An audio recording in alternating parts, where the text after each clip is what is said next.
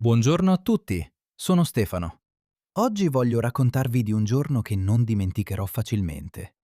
Un giorno semplice, almeno in apparenza. Un giorno in cui ho deciso di fare una cosa che avevo rimandato da troppo tempo.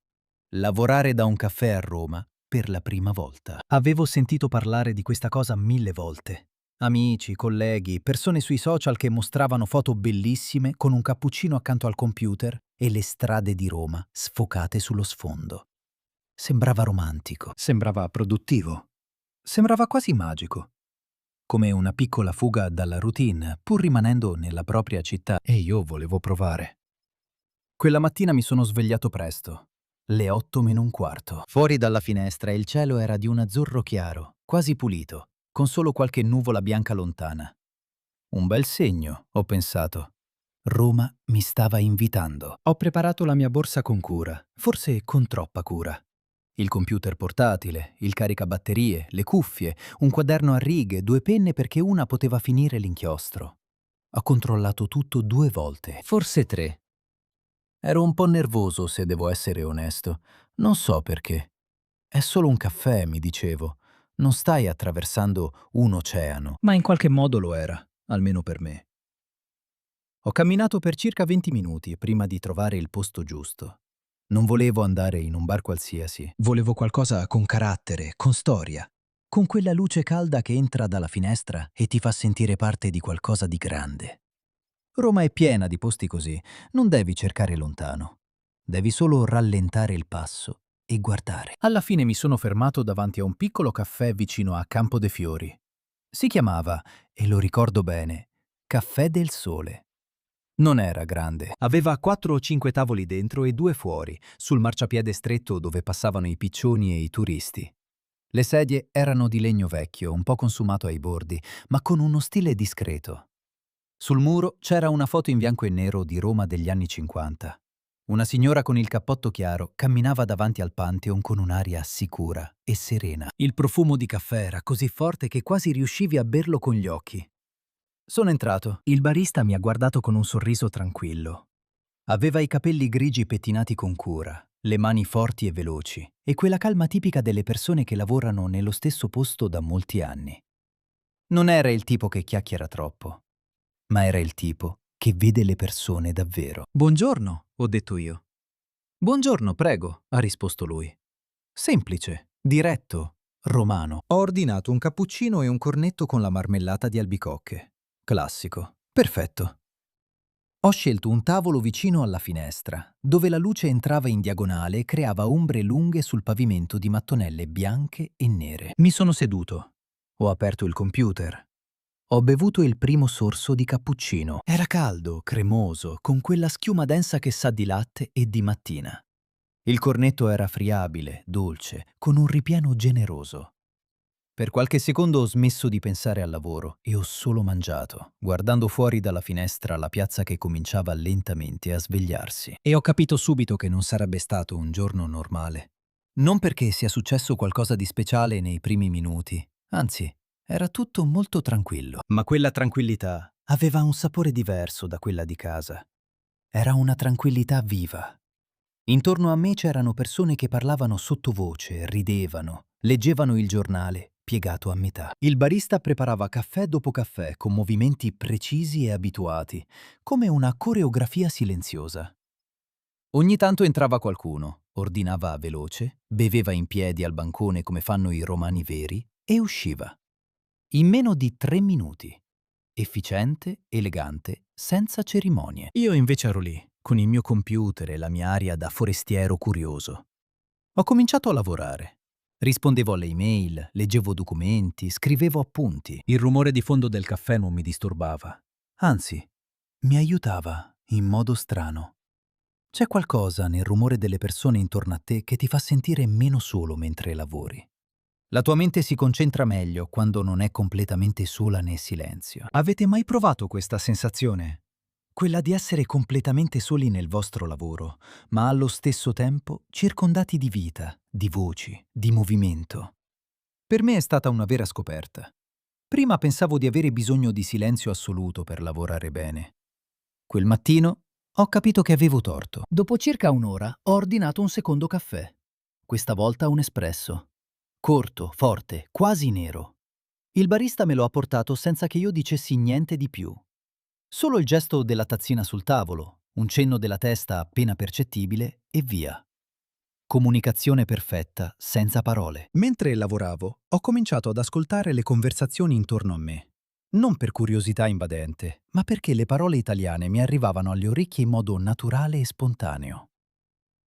Una coppia al tavolo vicino parlava di un viaggio a Napoli. Un uomo anziano con gli occhiali spessi leggeva il giornale ad alta voce a se stesso, commentando le notizie con piccoli grugniti di disapprovazione. Una ragazza con i capelli rossi e una sciarpa verde parlava al telefono con qualcuno che sembrava non volerla ascoltare. Ma lei continuava lo stesso, con quella pazienza stanca di chi conosce bene la situazione. Tutto questo era italiano vissuto. Non il tipo che si studia sui libri, quello vero, veloce, pieno di espressioni naturali, di pause, di emozioni che cambiano la voce. Ed è proprio pensando a questo che voglio condividere qualcosa con voi. Ascoltare storie in italiano come questa è uno dei modi più naturali per abituare le orecchie alla lingua. Ma se volete continuare a praticare anche dopo il video, ho creato la mia app, Carmilo Fox, pensando esattamente a momenti come questo. Troverete parole della vita quotidiana, dei luoghi e delle conversazioni di tutti i giorni, ognuna con una sua immagine unica e una frase di esempio che vi aiuta a ricordare il significato nel contesto giusto. È un modo visivo e pratico per portare avanti il vostro italiano con costanza. Se vi sembra utile, trovate i link per iOS e Android nella descrizione. Ma torniamo al caffè del sole, perché la mattina non era ancora finita. Verso le 11 è entrata una donna con un cane piccolo, bianco, con le orecchie lunghe e gli occhi scuri e seri. Il cane si è seduto vicino alla porta con tutta la dignità di un professore universitario. La donna ha ordinato un caffè macchiato e si è messa a parlare con il barista come se fossero vecchi amici. Forse lo erano davvero. Ridevano sottovoce di qualcosa che non sono riuscito a capire, con quella confidenza che si costruisce solo con gli anni. A Roma molte cose funzionano così. I caffè non sono solo posti dove bevi qualcosa e vai via. Sono luoghi sociali nel senso più vero della parola. Punti di incontro, di conversazione, di vita quotidiana condivisa. Ogni barista conosce i suoi clienti abituali, sa cosa ordinano, sa come si chiamano, sa se hanno avuto una brutta settimana. Io non ero ancora un cliente abituale, ero solo un visitatore curioso con il computer aperto. Ma per qualche ora, seduto a quel tavolo vicino alla finestra, mi sono sentito parte di quel mondo. Ho lavorato fino alle 12:30. Poi ho chiuso il computer lentamente, ho rimesso tutto nella borsa e ho guardato un'ultima volta la foto sul muro. La signora davanti al Pantheon con il suo cappotto chiaro. Ho pensato che anche lei, tanti anni fa, aveva probabilmente bevuto un caffè da qualche parte in questa città prima di cominciare la sua giornata. Ho chiamato il barista. Il conto, per favore. Lui ha sorriso. Non un sorriso commerciale, un sorriso tranquillo, quasi familiare. 3 caffè e un cornetto, 4,80 €. 4,80 €. Per quasi 5 ore di pace, concentrazione e bellezza italiana. Ho lasciato una mancia sul tavolo, piccola ma sincera. Mi sono avviato verso la porta. A domani allora. Era il barista. Lo ha detto con naturalezza, senza alzare la voce, come se fosse già sicuro che sarei tornato. Mi sono fermato un momento. L'ho guardato. Ho sorriso. A domani, ho detto io. E mentre uscivo, ho sentito che quella piccola promessa non era solo cortesia, era un invito a tornare. Un modo per dirmi che c'era un posto riservato per me in quella mattina romana. Sono uscito nel calore di mezzogiorno. Campo dei Fiori era già piena di turisti, di voci in 10 lingue diverse, di colori. Le bancarelle del mercato stavano chiudendo, i venditori impacchettavano la frutta avanzata con gesti abituati. L'odore di pomodori maturi, mescolato con quello della pietra calda, era qualcosa che non si può descrivere, solo sentire. Ho camminato lentamente verso casa, senza guardare il telefono, senza le cuffie nelle orecchie. Solo io, il sole, il rumore della città. Con quella sensazione leggera di aver vissuto qualcosa di autentico. Non una visita turistica, Non una foto per i social. Qualcosa di umano, di quotidiano, di piccolo, ma prezioso. Lavorare da un caffè a Roma non è solo una questione pratica. Non è solo trovare una connessione wifi e una presa di corrente. È un modo diverso di vivere il tempo. Più lento, più consapevole, più presente. In ufficio lavori e basta. Sei davanti allo schermo e il tempo corre verso la scadenza successiva. In un caffè romano lavori e allo stesso tempo ascolti, osservi, respiri. Impari qualcosa senza nemmeno cercare di imparare.